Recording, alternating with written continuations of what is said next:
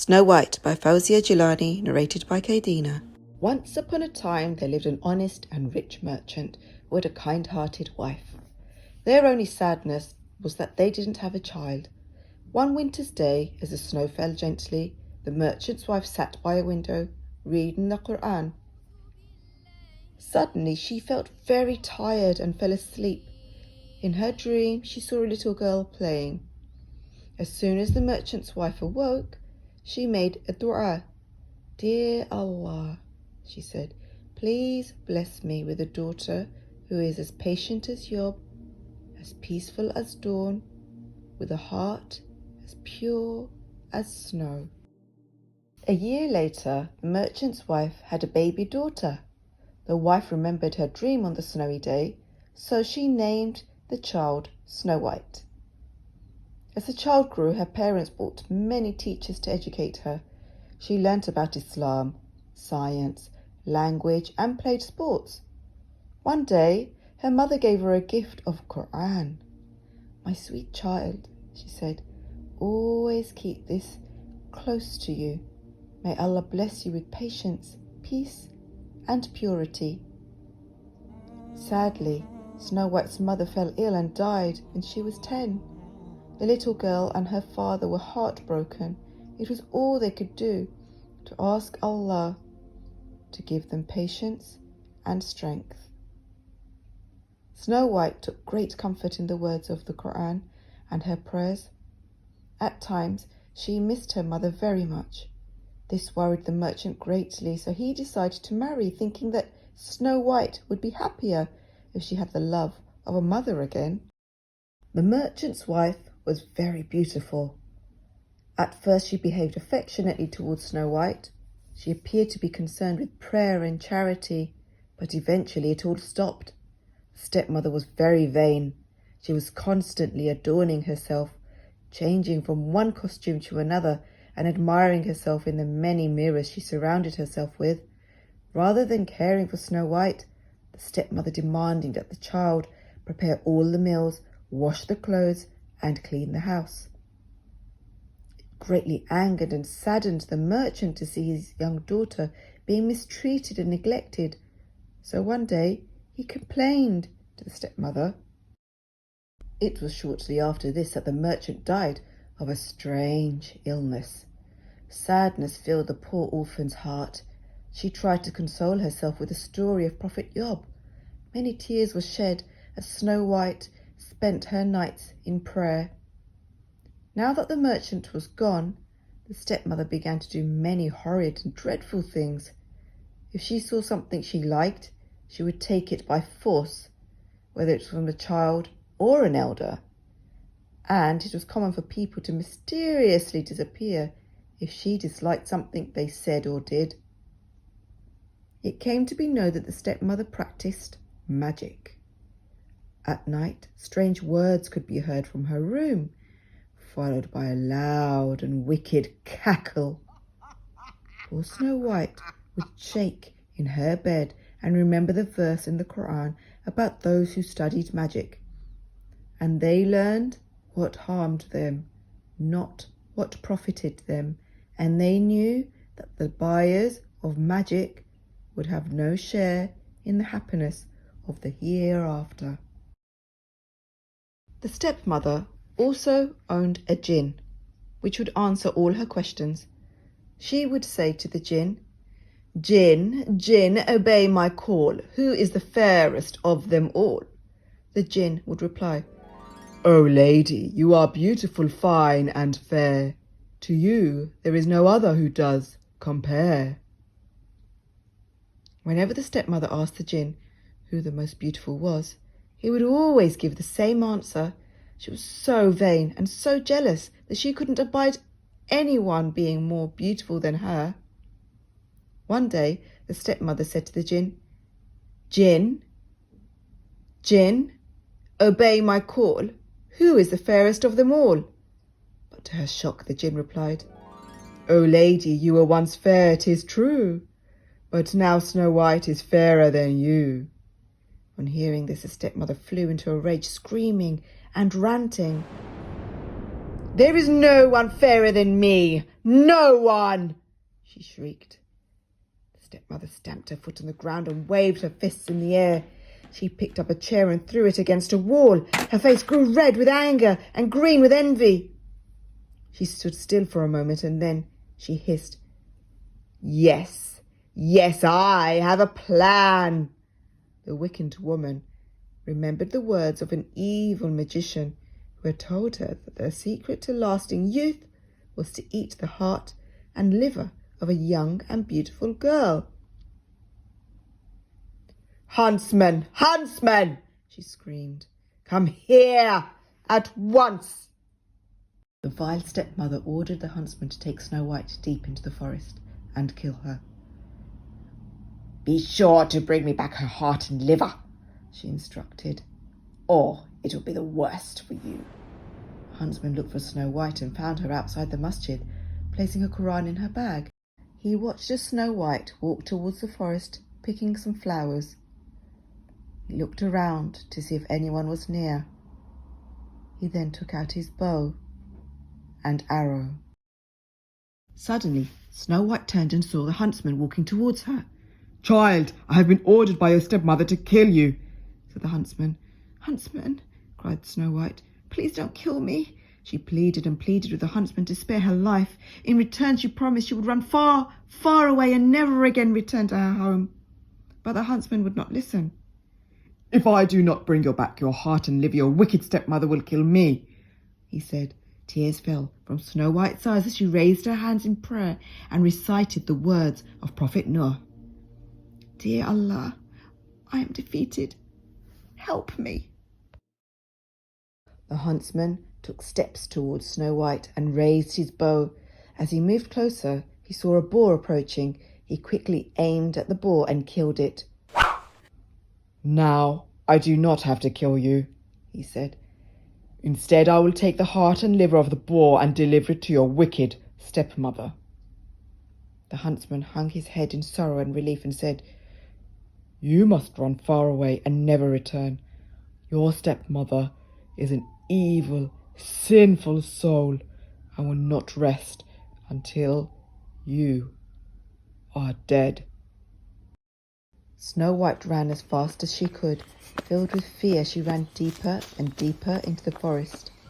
She held her Quran tightly in her arms. She tried hard not to cry, but she was all alone. "Help me, dear Allah," cried Snow White. "I'm so afraid." Snow White knelt down and put her head on the ground and made sujood. "Dear Allah," she whispered, "you are As-Sami', the all-hearing. Please hear my call. You are Al-Hafiz, the protector. Please protect me. You are Al-Fatah, the opener. Please open a way for me." After Snow White finished her dua, she felt at peace. Snow White walked and ran for a long time. She stopped to make tayammum and then offered her prayers. The moon shone brightly as Snow White continued her journey. Her hands, feet and face were deeply scratched and bruised from where she had fallen and brushed against thorns and thistles. Finally she saw a cottage. She ran eagerly towards it, hoping to find help. She knocked on the door. Nobody opened it. She knocked again. The door remained closed. She knocked very loudly a third time. Still nobody came. So Snow White lay down next to the door, holding her Quran tightly in her arms. Very soon she fell fast asleep. Late into the night, a song could be heard. Allah, Allah, to you all praise we give. Each step we take, we think of you. Allah, Allah, Allah, Allah. The owners of the cottage were returning. There were 7 dwarf sisters in faith who worked in the fields beyond the forest. As they arrived at the cottage, they saw Snow White lying asleep on the ground. The dwarfs were astonished. La hawla wa la quwwata illa billah, said one. What is this child doing in the forest by herself? Asked the second. Subhanallah, said the third. Astaghfirullah, said another. Someone has harmed this child. La ilaha illallah, said the strongest dwarf. She came forward and gently picked up the sleeping child. Taking her inside, another covered her with a blanket. Snow White slept a long, deep sleep. It wasn't until the next day when Snow White heard the call to prayer that she began to stir. When she saw the dwarfs, she quickly sat up, filled with fear. Sweet child, they asked, what is your name? Snow White was trembling. She could barely say her name. Snow White, whispered the poor girl. What are you doing here? Asked the eldest dwarf. Snow White was too afraid to speak. The dwarf sensed that Snow White was alarmed. One of the dwarfs came a little closer to Snow White. She had a wide smile. My name is Atifa, the kind, she said. Please don't be afraid. These are my sisters. This is our home. The dwarf introduced Snow White to her sisters one by one. This is Patricia, the wise. She is knowledgeable about many things, mashallah. And this is Basila, the brave. She is strong and has courage. Over there is Gufran, the forgiving. She's compassionate. Sitting on the chair is Adla, the just. She is honest and fair. Next to her is Karima, the generous, who has a very charitable heart. Sabira, the patient, is finishing her prayers. She never complains and recites Quran beautifully. Snow White began to feel better. She was in a place where there was kindness, wisdom, courage, forgiveness, honesty, generosity, and patience. Slowly, Snow White began to lose her fear. After a while, she told the dwarfs how her stepmother wanted her dead, and how the huntsman had spared her life, how she had made her way through the forest, frightened and alone, and how she had stumbled on the cottage. The dwarfs spoke amongst themselves and then said, Dear child, you can stay here with us. We will give you shelter and food, and make sure that no harm comes to you.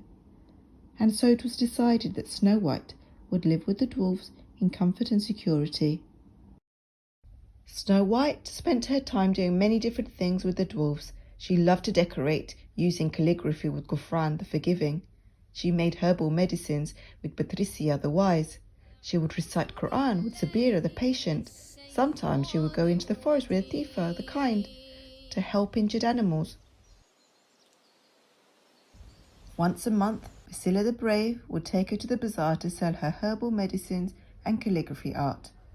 Snow White was very content. She no longer had reason to be lonely or afraid. She lived happily with the dwarfs. Years passed by, and Snow White had mastered all that the dwarfs had taught her. One day the wicked stepmother decided to question the jinn about her beauty, something she hadn't done in a very long time. Jinn, Jinn, obey my call. Who is the fairest of them all? She said. The jinn replied, O lady, you are beautiful, fine and fair, but to Snow White's beauty you will never compare. The stepmother fell to the ground in shock. Her eyes were filled with anger and hate. The stepmother knew that the jinn did not lie. She soon realized that the huntsman had deceived her. She began to pace up and down her chamber. What could she do to get rid of Snow White once and for all? The cruel and jealous stepmother soon came up with a wicked plan. Yes, hissed the stepmother. It is the month of Ramadan. I will give poisoned dates to Snow White to break her fast, and then, at last, she will die. I will be the fairest of them all. Through her magic, the stepmother discovered that Snow White was living in a forest with 7 dwarfs. The stepmother crept down into her secret chamber. She made a poison potion and sprinkled it on some dates. The stepmother disguised herself as an old peddler woman. She travelled to the cottage of the dwarfs. She waited until it was almost time to break the fast. She knocked on the door. Snow White leaned out of a window and greeted her. "Assalamu alaikum." "Wa alaikum assalam, my dear," said the stepmother. "Let me come inside. I have some tasty dates to show you." "Jazakallah khairan. I'm sorry, but I've been forbidden to let anyone in," answered Snow White. The girl paused for a moment. Then she said, "But it is commanded in the Quran to render to the kindred their due rights, as also to those in want, and to the wayfarer. So please help yourself to this water and food, since it is almost time to break the fast." Snow White reached out of the window and gave the disguised stepmother a jug of water and food wrapped in a napkin. "Oh, never mind," said the evil stepmother as she took the food and water. "I don't need to come in. Here, take these delicious dates to break your fast." The stepmother stretched out her arm to hand Snow White some dates, but the girl hesitated. "I'm so sorry," said Snow White, "but I've been told that I'm not to accept things from strangers." "Oh, they're just dates," said the stepmother. "After all, it's wrong to refuse dates during Ramadan." Snow White wasn't sure what to do. "Very well," she said. "I will take them to break my fast, inshallah. God will reward you for the gift." The stepmother pretended to walk away, but instead she hid behind some trees and waited for Snow White to break her fast. She watched Snow White make dua and pick up a date and look at it. "Yes, my beauty," hissed the stepmother. "Now take a bite." As soon as Snow White took a bite, she fell to the ground. The stepmother screeched a loud, evil laugh. "Now you will fall into a deep sleep and never awake." As the dwarfs were returning home, they saw a woman running through the woods, laughing and shrieking, "Sleep, sleep, and never wake, never wake." "Listen, listen," cried Basila the Brave. "It must be Snow White's stepmother."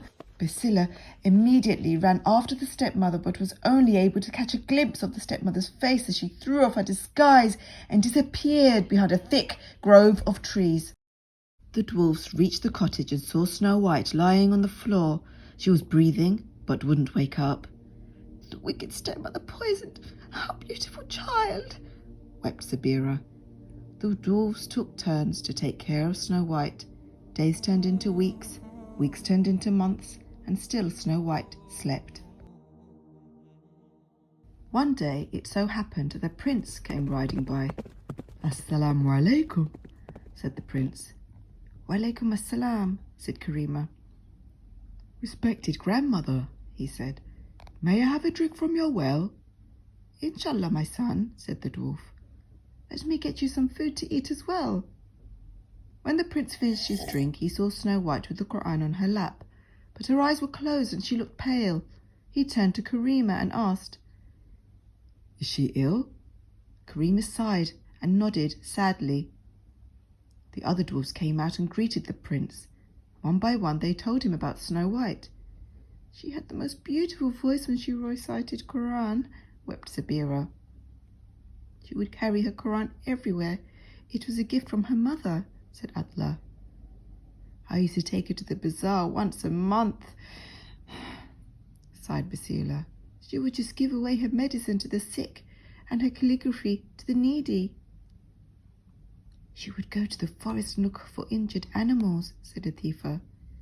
"She was as patient as Yob, as peaceful as dawn, with a heart as pure as snow," sniffed Karima.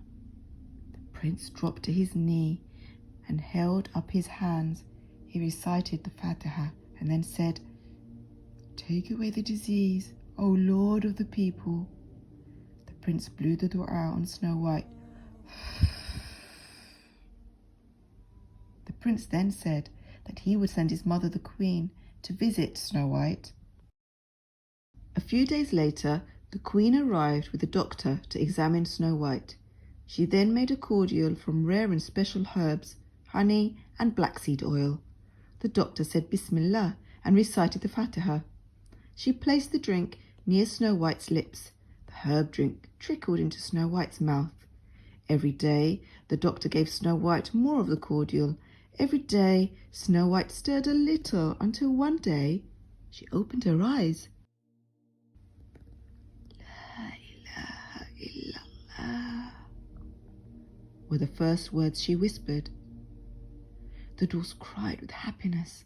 The prince's mother was informed about the wonderful news. She came immediately and asked the dwarfs whether they would permit Snow White to marry her son. The dwarfs presented Snow White with a proposal. Although the dwarfs did not want Snow White to leave, they wanted her to be safe and happy. Snow White consented, and the dwarfs gave their blessing and prepared to attend the wedding. "Inshallah, she will always be happy and safe with us," said the queen. The king and queen invited many people to the wedding. One of the guests was Snow White's wicked stepmother. On the day of the wedding, the stepmother put on her finest dress and jewels. When she was finished, she said, "Jinn, Jinn, obey my call. Who is the fairest of them all?" The Jinn replied, "O lady, you are beautiful, fine and fair, but to the soon-to-be Princess Snow White you will never compare."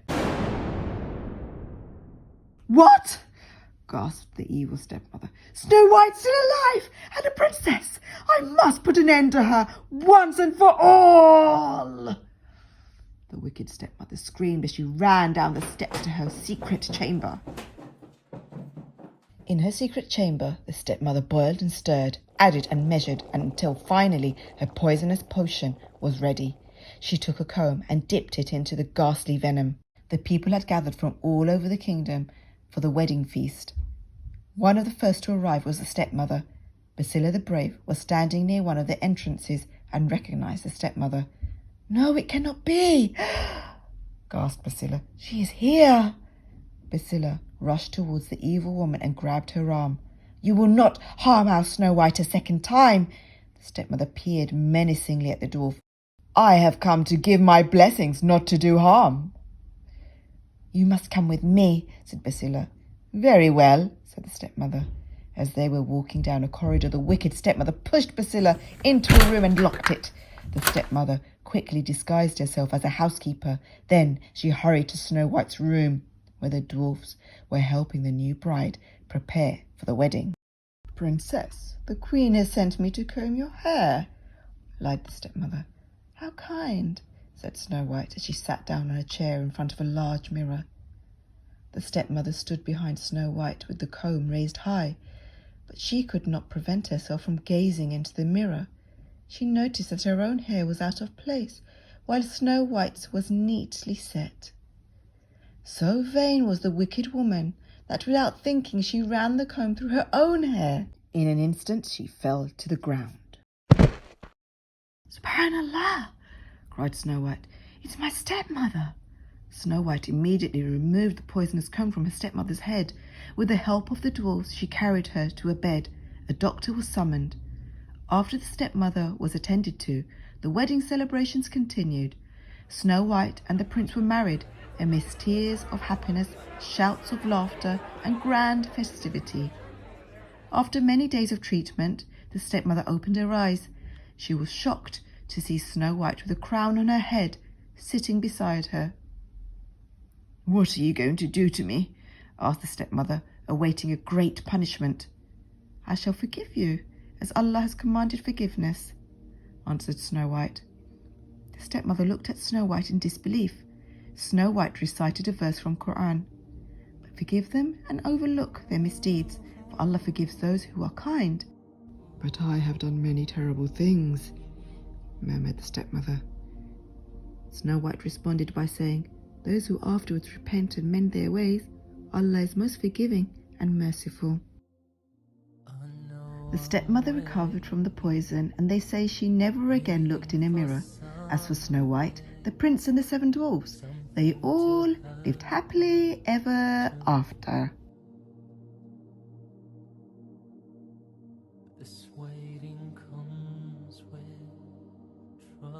trials and challenges. Nothing in life is free. I wish that somehow you tell me out aloud that on that day I'll be okay.